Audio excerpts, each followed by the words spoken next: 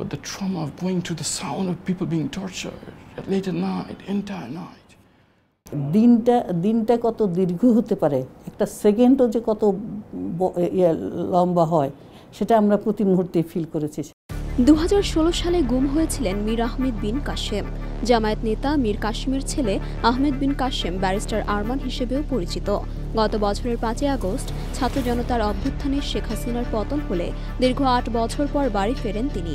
ওই সময় দেখা যায় সুস্বাস্থ্যের অধিকারী আরমান রুগ্ন হয়ে গেছেন, তাকে চেনাও যাচ্ছিল না। ব্রিটিশ সংবাদ মাধ্যম ফিনান্সিয়াল টাইমস বুধবার জানিয়েছে, নিখোঁজ আরমানের ব্যাপারে 2017 সালে শেখ হাসিনার বোনের মেয়ে টিউলিপকে প্রশ্ন করেছিলেন এক ব্রিটিশ সাংবাদিক।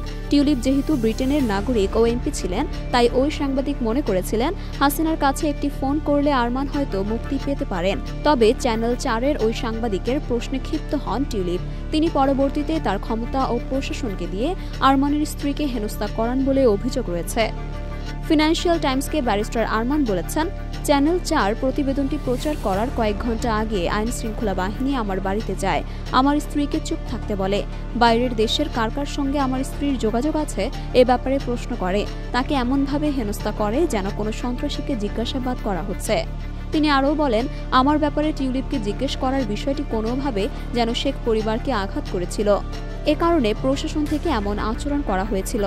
চ্যানেল 4-এর সাংবাদিক 2017 সালের 25 নভেম্বর টিউলিপ সিদ্দিকের কাছে যান, তাকে ব্যারিস্টার আরমান সম্পর্কে অবহিত করে বলেন, আপনার একটি ফোন কল অনেক পার্থক্য গড়ে দিতে পারে। তখন ওই সাংবাদিকের ওপর চড়াও হন টিউলিপ। তিনি তাকে উল্টো জিজ্ঞেস করেন, আরমান কি তার সংসদীয় আসনের কেউ, তিনি কি ব্রিটিশ?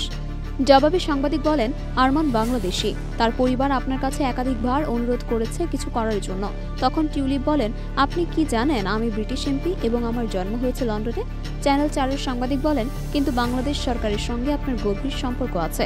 আপনি নিজেই বলেছেন আপনি আওয়ামী সরকারের মুখপাত্র, আপনার খালা বাংলাদেশের প্রধানমন্ত্রী। ওই মুহূর্তে টিউলিপ আরও ক্ষিপ্ত হয়ে বলেন, আপনি কি বলতে চান? আমি বাংলাদেশি রাজনীতিবিদ, আমি ব্রিটিশ এমপি, আমাকে বাংলাদেশি রাজনীতিবিদ বলার ব্যাপারে সতর্ক থাকুন। এটি বলে তিনি চলে যেতে থাকেন। তখন ওই সাংবাদিক বলতে থাকেন, আপনি আরমানের ব্যাপারে একটি ফোন দিতে পারবেন না? কেন পারবেন না? ব্যারিস্টার আরমান লন্ডনে লেখাপড়া করেছেন। 2016 সালের যুদ্ধ অপরাধের অভিযোগে তার বাবার বিচার চলাকালে তিনি তার আইনজীবীর ভূমিকা পালন করেছিলেন। ঠিক তখনই তাকে গুম করা হয়।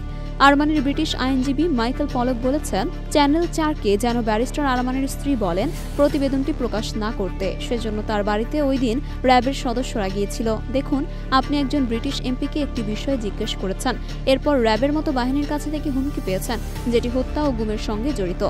ফিনান্সিয়াল টাইমস টিউলিপ সিদ্দিক এবং তার দল লেবার পার্টির সঙ্গে যোগাযোগ করেছিল, কিন্তু কেউই কোনো কথা বলেননি। তবে টিউলিপের এক সহযোগী বলেছেন, 2017 সালের ডিসেম্বরে ব্যারিস্টার আরমানের বিষয়টি নিয়ে ফরেন অফিসে পত্র পাঠিয়েছিলেন তিনি।